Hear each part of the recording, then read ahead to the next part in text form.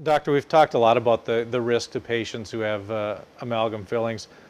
And we've touched a little bit on the people who put them in there or remove them. Talk about the danger to those people, and dentists still use mercury fillings today. How much of a risk is it to the people who are standing over the top of those patients and administering those procedures? The risk to dental personnel is enormous. There are case control studies showing that women in dentistry are rendered infertile by their occupational exposure 40% of the time.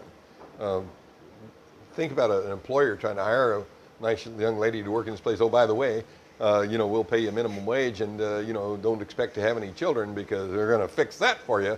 And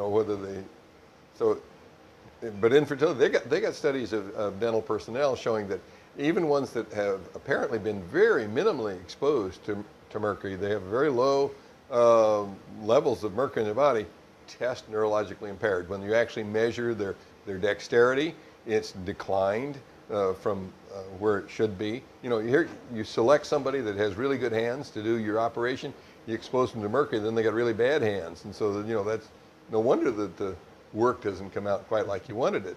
So dexterity, memory loss, short-term and long-term, all kinds of brain-type disorders, and that's the Echevarria study. And she showed very clearly that extremely low levels of mercury are associated with neurological impairment.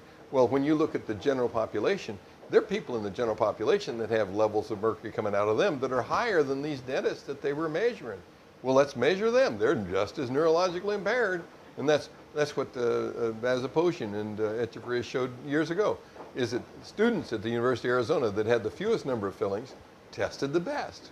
And they had a few more, they weren't quite as good. And then there were the mercury-free dentists, they were worse. And then the mercury-placing dentists were by far and away the worst. So it's linear. It's the dose, and it causes harm. Now, there are subsets of the population who are genetically predisposed to be harmed by mercury. And those people get harmed at levels that were previously thought to be safe.